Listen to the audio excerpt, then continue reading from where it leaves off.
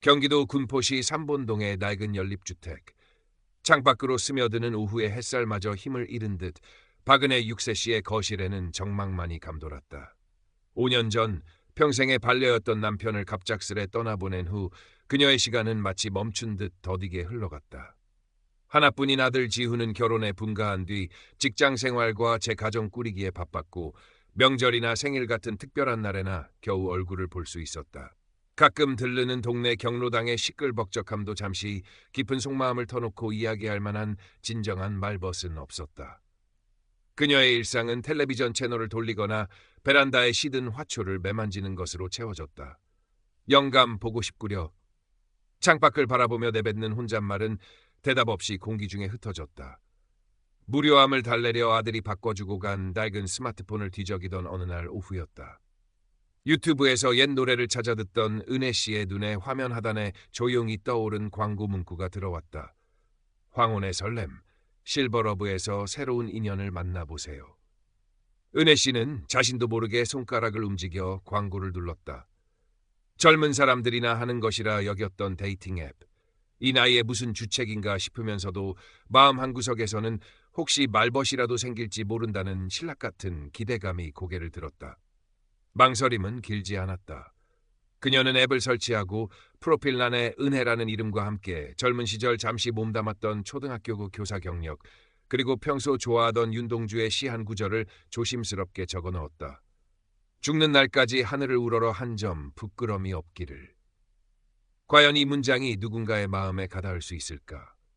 며칠 뒤 알림음과 함께 데이비드 최라는 닉네임의 남성으로부터 정중한 메시지가 도착했다. 그는 자신을 미국 시카고에서 작은 무역업을 하는 59살의 재미교포 사업가이며 몇 해 전 사랑하는 아내와 사별한 아픔을 간직하고 있다고 소개했다. 그의 프로필 사진은 고급 호텔 라운지로 보이는 곳에서 와인잔을 든 채 부드럽게 미소 짓고 있는 신뢰감을 주는 중후한 모습이었다. 안녕하세요, 은혜 씨. 프로필에 적어두신 시 구절이 참 인상 깊었습니다. 저도 윤동주 시인을 참 좋아합니다. 첫 메시지는 그렇게 시작되었다. 은혜 씨의 마른 가슴에 오랜만에 작은 파문이 일었다. 데이비드 최, 한국 이름은 최수혁이라고 했다. 그는 매일 아침 저녁으로 꼬박꼬박 은혜 씨에게 다정하고 예의 바른 안부 메시지를 카카오톡으로 보내왔다. 은혜 씨가 프로필에 적어둔 시를 언급하며 자신도 학창시절 문학소년이었다거나 그녀의 과거 교사 시절 이야기에 깊은 존경심을 표하며 공통의 관심사를 능숙하게 만들어 나갔다. 은혜 씨의 목소리를 듣고 있으면 마치 지친 제 마음에 봄비가 내리는 것 같아요. 가끔씩 걸려오는 그의 국제 전화 목소리는 부드럽고 따뜻했다. 당신처럼 순수하고 아름다운 영혼을 가진 분을 이제야 만나게 되다니 이건 분명 운명일 거예요. 최수혁의 달콤하고 시적인 표현들은 은혜 씨의 마음을 빠르게 사로봤다. 수십 년 만에 처음으로 느껴보는 강렬한 설렘과 따뜻한 관심에 밤잠을 설치기 일쑤였고 그의 메시지를 기다리는 것이 하루 중 가장 큰 즐거움이자 유일한 낙이 되었다. 그녀는 최수혁에게 점점 깊이 빠져들며 정신적으로 의존하게 되었다. 아침에 눈을 뜨면 그의 메시지가 와 있는지부터 확인했고 그의 답장이 조금이라도 늦어지면 초조해졌다. 경로당에 가서도 스마트폰만 만지작거리는 그녀를 보고 친구들이 박씨, 좋은 일 있어. 얼굴에 화색이 도네 하고 물으면 은혜 씨는 그저 멋쩍게 웃으며 아니에요, 그냥 뭐 하고 얼버무렸다. 하지만 마음속으로는 데이비드 씨가 나를 이렇게 행복하게 해주는 걸 알면 다들 놀랄 텐데 하는 생각에 뿌듯해지기도 했다. 그렇게 한 달쯤 지났을 무렵 최수혁은 갑자기 평소와 달리 매우 침울하고 다급한 목소리로 은혜 씨에게 전화를 걸어왔다. 은혜 씨, 정말 죄송하지만 급하게 부탁드릴 일이 생겼어요. 그의 목소리는 떨리고 있었다. 사실 한국에 있는 하나뿐인 제 딸아이가 갑자기 쓰러져서 긴급 수술을 받아야 한다고 연락이 왔어요. 그런데 제가 지금 미국이라 급히 송금하려니 주말이라 은행 절차가 너무 복잡해서 시간이 걸릴 것 같아요. 의사 말로는 1시가 급하다고 하는데. 그는 잠시 말을 잇지 못하더니 흐느끼는 목소리로 말했다. 정말 염치 없지만 은혜 씨가 500만 원만 급히 빌려주시면 제 딸아이의 생명을 구할 수 있을 것 같아요. 한국에 사업차 들어가는 대로 아니, 당장 다음 주에라도 어떻게든 마련해서 가장 먼저 은혜 씨 돈부터 갚겠습니다. 제발 제 딸 좀 살려주세요. 은혜 씨는 당황했고 망설였다. 생면부지의 사람에게, 그것도 온라인으로 만난 사람에게 거액을 빌려준다는 것은 상상도 해본 적 없는 일이었다. 하지만 전화기 너머로 들려오는 그의 절박한 목소리와 당신만이 제 유일한 희망이자 마지막 기댈 곳이에요. 은혜 씨를 믿습니다라는 간절한 말에 마음이 약해졌다. 그렇게 다정하고 신실한 사람이 설마 나를 속이랴. 딸이 아프다는데 내가 외면하면 평생 죄책감에 시달릴 거야. 짧은 순간 수많은 생각이 스쳐 지나갔다. 결국 그녀는 남편이 남긴 유산 중에서 비상금으로 떼어두었던 돈 일부를 깨서 그가 알려준 딸아이 친구라는 사람의 계좌로 500만 원을 송금했다. 돈을 보냈다는 메시지를 받은 최수혁은 전화기 너머로 흐느끼며 은혜 씨 정말 감사합니다. 당신은 제 딸의 생명의 은인입니다. 이 은혜는 평생 잊지 않겠습니다라고 거듭 감사 인사를 전했다. 며칠 후 그는 딸이 수술을 잘 받고 건강을 회복 중이라며 가짜 감사 메시지와 함께 인터넷에서 주워온 듯한 흐릿한 아이 사진을 보내왔다. 은혜 씨는 그 사진을 보며 안도의 한숨을 내쉬었고 자신이 옳은 일을 했다고 믿었다. 그 일을 계기로 두 사람의 관계는 더욱 가까워진 듯했다. 최수혁은 이전보다 더 자주 은혜 씨에게 사랑과 감사를 표현했고 한국에 가면 꼭 은혜 씨와 함께 살고 싶다는 말을 공공연히 했다. 은혜 씨와 함께라면 남은 인생이 얼마나 행복할까요? 매일 아침 당신이 차려주는 따뜻한 밥을 먹고 함께 산책하고 저녁에는 도란도란 이야기꽃을 피우고 싶어요. 그의 말은 은혜 씨의 외로운 마음에 달콤한 꿀처럼 스며들었다. 그러나 평화는 오래가지 않았다. 얼마 지나지 않아 최수혁은 또다시 어려운 상황에 부닥쳤다며 은혜 씨에게 손을 벌리기 시작했다. 한국 지사 설립을 위한 중요한 계약금이 갑자기 부족하게 되었다. 1,000만 원만 더 도와주시면 이 사업이 성사되고 그러면 바로 한국으로 가서 은혜 씨와 함께 할 수 있다. 갑작스러운 세관 문제로 사업 자금이 셔틀콕처럼 묶여버렸다. 2,000만 원만 해결되면 모든 문제가 풀리고 당신 곁으로 갈 수 있다. 미국에 계신 연로하신 어머니의 병원비가 급하게 필요하다. 3,000만 원만 있으면 어머니를 살릴 수 있다 등 이유도 다양했고 요구하는 금액도 점점 커져갔다. 박은혜 씨는 처음에는 의심했다. 어떻게 사업하는 사람이 이렇게 계속 돈 문제가 생길까? 하지만 그녀가 조금이라도 망설이는 기색을 보이면 최수혁은 즉시 서운함을 표현하거나 때로는 은근한 협박도 서슴지 않았다. 나를 믿지 못하시는군요. 당신을 만나기 위해 내 모든 것을 정리하고 있는데 이렇게 나오시면 제가 너무 비참해집니다. 당신만이 지금 이 어려움을 해결해 줄 유일한 사람인데 저를 외면하시면 저는 정말 끝입니다. 우리 관계도 다시 생각해 봐야 할 것 같아요. 그의 이런 말들은 은혜 씨의 죄책감을 자극했고 그를 잃을지도 모른다는 두려움을 불러일으켰다. 결국 그녀는 아들 지훈 몰래 모아둔 노후 자금을 야금야금 꺼내 송금했고 그것도 모자라 결국에는 현재 살고 있는 삼본동의 낡은 연립주택을 담보로 은행에서 대출까지 받아 그에게 보냈다. 총 피해액은 어느새 1억 원에 육박하고 있었다. 돈을 보낼 때마다 박은혜 씨는 극심한 불안감에 휩싸였지만 한편으로는 이것만 해결되면 그가 정말 한국에 와서 나와 함께 살 수 있을 거야. 그러면 이 모든 고생도 다 잊을 수 있겠지라는 헛된 희망을 버리지 못했다. 그녀의 통장 잔고는 바닥을 드러냈고 마음에는 무거운 빚과 더 큰 불안만이 쌓여갔다. 박은혜 씨의 행동 변화는 아들 박지훈 2세 서울의 한 중소기업 과장의 눈에 띄지 않을 수 없었다. 주말에 가끔 어머니 댁에 들를 때마다 예전과 달리 어머니가 부쩍 화사한 옷차림을 하거나 스마트폰을 손에서 놓지 않고 누군가와 계속 메시지를 주고받는 모습이 이상했다. 특히 밤늦게까지 작은 소리로 누군가와 통화하는 것을 우연히 엿듣게 된 후 지훈은 어머니에게 무슨 일이 있음을 직감했다. 어머니, 요즘 무슨 좋은 일 있으세요? 안색은 좋아지셨는데 어딘가 좀 불안해 보이시기도 하고. 지훈의 물음에 은혜 씨는 아니다. 별일 없어. 그냥 친구랑 연락 좀 하는 거지라며 애써 태연한 척했지만 그녀의 눈빛은 미세하게 흔들렸다. 결정적인 계기는 어머니의 통장에서 거액이 지속적으로 빠져나간 사실을 우연히 알게 되면서였다. 어머니 심부름으로 은행에 갔다가 입출금 내역을 보게 된 지우는 자신의 눈을 의심했다. 수백, 수천만 원 단위의 돈이 알 수 없는 계좌로 여러 차례 이체된 기록이 선명했다. 지우는 큰 충격에 빠졌다. 그 길로 어머니 댁으로 달려가 다그치듯 물었다. 어머니, 이 돈들 다 뭐예요? 누구한테 이렇게 큰 돈을 보내신 거예요?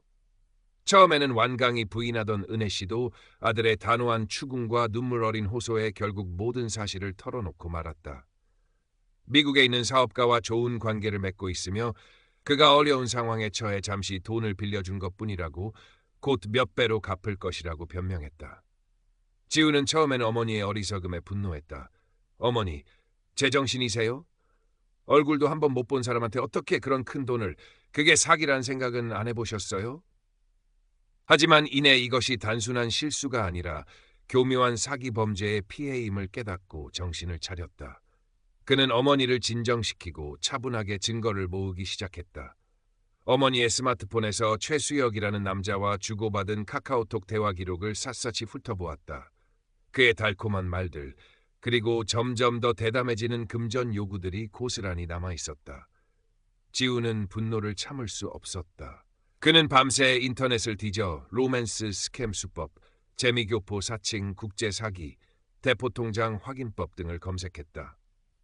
최수혁이 보낸 프로필 사진을 구글 이미지 검색으로 돌려보니 전혀 다른 국적의 해외 유명 중년 모델의 사진을 도용한 것임을 어렵지 않게 발견했다. 그가 언급했던 미국 시카고의 회사 주소는 존재하지 않는 유령 회사이거나 엉뚱한 일반 가정집 주소로 나왔다. 최수혁이 내 딸이라며 박은혜 씨에게 보여주었던 아이의 사진은 유명 아역 배우의 SNS에서 불법으로 가져온 사진이었다. 모든 것이 거짓이었다. 다음 날 지훈은 이러한 명백한 증거들을 어머니에게 하나하나 보여주었다. 하지만 이미 최수혁에게 깊이 세뇌된 박은혜 씨는 아들의 말을 쉽게 믿으려 하지 않았다. 아니다, 그럴 리가 없어. 뭔가 오해가 있을 게다. 그 사람은 나에게 단 한 번도 거짓말한 적이 없는 사람이야. 네가 뭘 잘못한 거겠지. 그녀는 현실을 강하게 부정하며 오히려 아들을 원망하는 듯한 눈빛을 보냈다. 지우는 답답함과 안타까움에 가슴을 쳤고 어머니와 크게 다투기도 했다. 어머니, 제발 정신 좀 차리세요. 그놈은 사기꾼이라고요. 어머니 평생 모은 돈 다 날리신 거라고요. 이 와중에도 최수혁은 박은혜 씨에게 계속해서 연락해왔다. 그는 은혜 씨, 당신 아들이 우리의 순수한 사랑을 오해하고 방해하려 하는군요. 그에게는 우리 관계에 대해 아무 말도 하지 마세요. 이것은 우리 둘만의 소중한 비밀로 간직해야 합니다. 조금만 더 참고 기다리면 제가 곧 당신 곁으로 갈 테니까요 라며 교묘하게 이간질을 시도했다. 박은혜 씨는 아들의 냉정한 현실 지적과 최수혁의 달콤한 속삭임 사이에서 극심한 혼란과 고통을 겪었다. 누구의 말을 믿어야 할지, 무엇이 진실인지 판단하기 어려웠다. 밤에는 잠을 이루지 못하고 뒤척였고 낮에는 멍하니 창밖만 바라보는 날들이 이어졌다. 그녀의 마음은 갈기갈기 찢어지는 듯했다. 더 이상 어머니 혼자서는 이 상황을 감당할 수 없다고 판단한 박지훈은 며칠 밤낮으로 어머니를 설득하고 때로는 애원했다. 어머니, 저 한 번만 믿어주세요. 제가 다 알아보고 해결해드릴게요. 이렇게 혼자 끙끙 앓고 계시면 병만 깊어져요. 저랑 같이 경찰서에 가요. 네? 지훈의 진심 어린 눈물과 간곡한 설득에 결국 박은혜 씨는 무거운 발걸음을 옮겨 아들과 함께 집 근처 군포경찰서 사이버 수사팀을 찾아갔다. 사이버 수사팀 사무실은 생각보다 차분했지만 어딘지 모르게 긴장감이 감돌았다. 박은혜 씨는 젊은 경찰관 앞에서 그동안 최수혁과 주고받았던 수많은 카카오톡 대화 기록과 은행 송금 내역이 담긴 서류를 떨리는 손으로 제출했다. 그녀의 목소리는 거의 기어들어갈 듯 작았고 얼굴에는 깊은 수치심과 절망감이 교차했다. 평생 법 없이도 살 사람이라고 자부해왔는데 이런 일로 경찰서에 오게 되다니 모든 것이 꿈만 같았다. 경찰관은 박은혜 씨의 진술을 침착하게 듣고 증거 자료들을 꼼꼼히 검토했다. 잠시 후 그는 안타까운 표정으로 입을 열었다. 어머님, 저희가 확인해 본 결과 최수혁이라는 인물이 사용한 여러 개의 은행 계좌는 모두 이미 수많은 로맨스 스캠 및 금융사기 사건에 이용된 대포 통장으로 확인됩니다. 프로필 사진과 이름, 직업, 가족관계 등 모든 신상 정보 또한 완벽하게 조작된 허위 정보일 가능성이 매우 높습니다. 경찰관의 말은 냉정했지만 그 안에는 피해자에 대한 연민이 묻어 있었다. 그는 이어 말했다. 전형적인 국제 로맨스 스캠 수법에 당하신 것 같습니다. 범인들은 대부분 해외에 거점을 두고 점조직으로 활동하기 때문에 국내 공범 일부를 검거하더라도 주범을 잡거나 피해 금액을 돌려받기는 현실적으로 매우 어렵습니다. 정말 안타깝지만 마음을 단단히 먹으셔야 할 것 같습니다. 박은혜 씨는 그동안 애써 외면하려 했던, 아니 믿고 싶지 않았던 끔찍한 진실을 공식적으로 확인받는 순간 온몸에 힘이 쭉 빠져나가며 그 자리에서 주저앉아 오열하기 시작했다. 수십 년간 쌓아온 인간에 대한 믿음, 황혼의 사랑에 대한 마지막 남은 한 줄기 기대가 한순간에 산산조각 나는 듯한 극도의 절망감. 평생을 아끼고 또 아끼며 어렵게 모아온 소중한 돈을 이토록 허망하게 날려버린 데 대한 참을 수 없는 허탈감. 그리고 무엇보다 아들 앞에서 자신의 어리석음과 순진함이 만천하에 드러난 것에 대한 극심한 수치심과 미안함에 고개를 들 수가 없었다. 내가 바보였어. 내가 다 망쳐버렸어. 영감 볼 낯이 없구나. 그녀는 아이처럼 울부짖으며 끝없이 자책했다. 지우는 그런 어머니를 말없이 부축하며 차마 흐르는 눈물을 감추지 못하고 함께 어깨를 들썩였다. 경찰서 복도를 울리는 그녀의 절규는 너무나도 처절하고 아팠다. 그 순간 박은혜 씨의 세상은 무너져 내렸다. 몇 달의 시간이 약처럼 흘렀지만 박은혜 씨의 상처는 쉽게 아물지 않았다.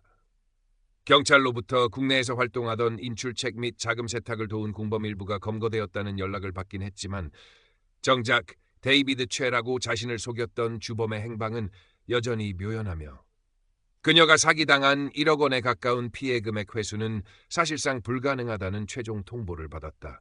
냉혹한 현실이었다. 박은혜 씨는 한동안 깊은 우울감과 대인기피증에 시달렸다. 식사도 제대로 하지 못하고 밤낮으로 방 안에만 틀어박혀 지냈다. 창밖의 햇살마저 그녀에게는 고통스럽게 느껴졌다. 아들 지훈은 그런 어머니를 위해 주말마다 음식을 싸들고 찾아와 함께 시간을 보내려 애썼다. 엄마 잘못이 아니에요. 그놈들이 천하의 나쁜 놈들이지. 이제 다 잊고 저랑 맛있는 거 먹으러 가요. 그리고 예전에 엄마가 좋아하시던 윤동주 시집도 새로 사왔어요. 지우는 어머니의 손을 잡고 진심으로 위로하고 지지했다. 며느리도 가끔씩 반찬거리를 들고 와서 말없이 은혜 씨 곁을 지켰다. 어느 날 지훈의 간곡한 권유로 아주 오랜만에 용기를 내어 찾아간 동네 경로당에서 박은혜 씨는 우연히 자신과 비슷한 로맨스 스캠 피해를 당할 뻔했던 다른 할머니의 이야기를 듣게 되었다. 그 할머니는 다행히 돈을 보내기 직전에 자식에게 알려서 피해를 막았다고 했다. 서로의 아픔과 경험을 조심스럽게 나누며 혼자가 아니라는 사실에서 아주 작은 위로와 동질감을 얻었다. 나만 이렇게 바보같이 당한 게 아니었구나. 그날 경로당을 나서는 박은혜 씨의 발걸음은 여전히 무거웠지만 아주 조금은 가벼워진 듯도 했다. 그날 집으로 돌아온 박은혜 씨는 오랫동안 쳐다보기도 싫었던 스마트폰을 한참 동안 들여다보았다. 그리고 망설임 끝에 한때 자신의 유일한 낙이었던 실버러브 데이팅 앱 아이콘을 길게 눌러 삭제했다. 대신 지훈이 얼마 전 깔아준 노인들을 위한